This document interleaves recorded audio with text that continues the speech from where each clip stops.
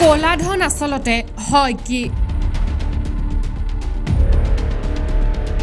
ক'লা ধন আঁতৰিব লাগে নে নালাগে? ভোটিং মেচিন অথবা EVMত প্ৰকৃততে কি হয়? ক'লা ধন আঁতৰাব লাগে নে নালাগে? এই প্ৰশ্ন যদি আপোনাক কৰা হয় তেনেহ'লে আপোনাৰ উত্তৰ নিশ্চয় লাগে বা হয় হ'ব। কিন্তু প্ৰকৃততে আপুনি এই ক'লা ধনৰ বিষয়ে জ্ঞাতনে? ক'লা ধন আচলতে কি হয় বা কোনবোৰ ধনক ক'লা ধন বুলি কোৱা হয়? আপুনি যদি প্ৰকৃত তথ্য নাজানে তেনেহ'লে চৰকাৰৰ প্ৰতিটো প্ৰশ্নৰ উত্তৰ হয় বা লাগে বুলি দিয়াৰ যুক্তি নিশ্চয়কৈ নাই। প্ৰকৃততে ক'লা ধন দুই ধৰণৰ। প্ৰথমবিধ হৈছে দুৰ্নীতি, অসৎ কামৰ পৰা অহা টকা। সেয়া লাগিলে অবৈধ সামগ্ৰীৰ পৰা অহাই হওক অথবা দুৰ্নীতিৰ টকাই হওক। আনবিধ হৈছে নথি বা ৰচিদ অবিহনে যি টকা ব্যৱহৃত অথবা প্ৰচলিত হৈ থাকে। ধৰক আপুনি এখন ৰিক্সা বা অটোত উঠি তাৰ ভাড়া দিছে। তাত আপুনি কোনো ৰচিদ বা ৰিচিপ্ট নাপায়। পাচলিৰ দোকান হওক বা অন্য দোকান, কোনো ৰচিদ বা নথি আপোনাক দিয়া নহয়। ভাৰতৰ ৮০ৰ পৰা ৯০% অৰ্থনীতি চলে বিনা ৰচিদ নীতিত। এনেদৰে বহু লোকৰ ব্যৱসায়িক আমদানিও চলে। এই সকলো কথা বৰ্ণনা কৰে IAS বিষয়া কানান গোপীনাথনে। নিজৰ যুক্তিসংগত কথাৰে সাধাৰণ জনতাক আকৃষ্ট কৰি আহিছে কানান গোপীনাথনে।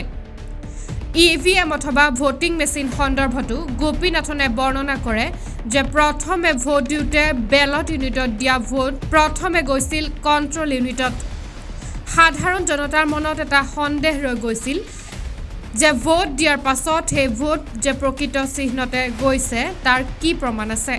অৰ্থাৎ কণ্ট্ৰল ইউনিটত কি গৈছে সেই সন্দৰ্ভত কোনো জ্ঞাত নহয়। কিন্তু এই প্ৰক্ৰিয়াৰ সত্যতা নিৰূপণৰ বাবে ওলাল VVPAT।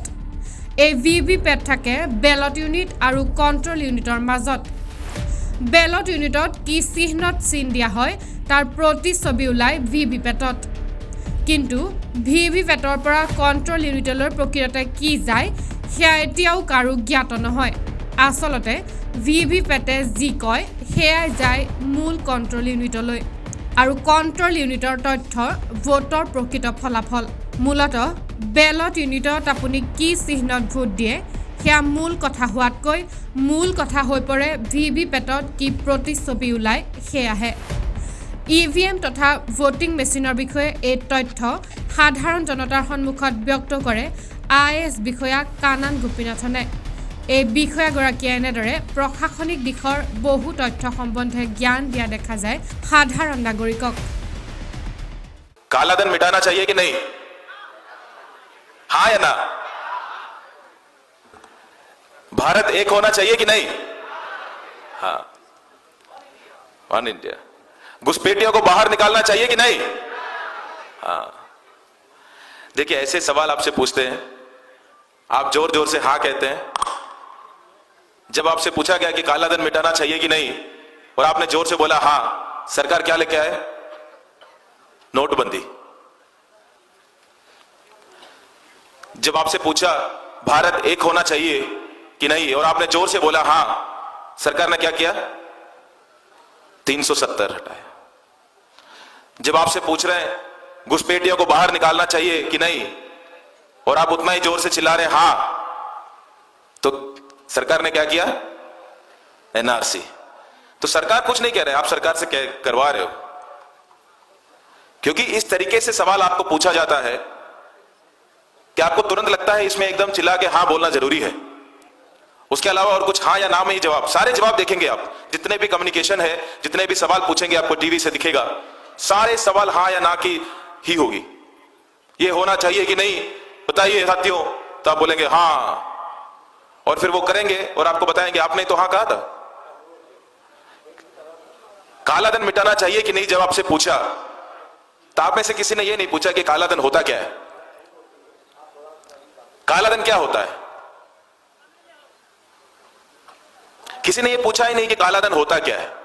अगर ये पूछा होता तो जवाब आते कि दो तरीके का होता है। एक जो है जो इलीगल तरीके से, अवैध तरीके से कमाया हुआ पैसा, वो हो सकता है टेररिज्म का हो सकता है ड्रग्स बेच के हो सकता है माफिया करके हो सकता है सरकारी ऑफिसर या फिर पॉलिटिशियंस घूस या करप्शन ब्राइबरी वो करके कमा रहे हो।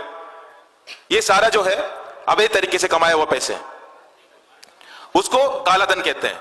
और दूसरे तरीके का भी कालाधन है, वो है अनडॉक्यूमेंटेड, जिसका कोई डॉक्यूमेंटेशन ना हो।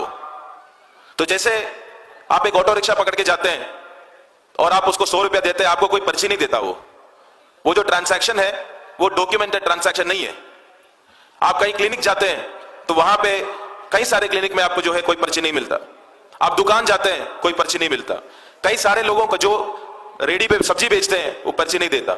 बस में चलते हैं पर्ची नहीं देता, कहीं भी नहीं होता। इंडिया के 80 से 90% जो इकोनॉमी जो है वो इनफॉर्मल इकोनॉमी है, जो बिना ये कागजात बिना ये डॉक्यूमेंटेशन के चलते हैं, और उसमें कई सारे लोगों की आमदनी भी ठीक ठाक है। तो जब वो भी कालाधन है, अब मैं दोबारा ये सवाल पूछता हूं, कालाधन मिटाना चाहिए कि नहीं? कालाधन होता क्या है? अभी बता तो दिया कालाधन क्या होता है। कालाधन मिटाना चाहिए कि नहीं? News desk, TNL news.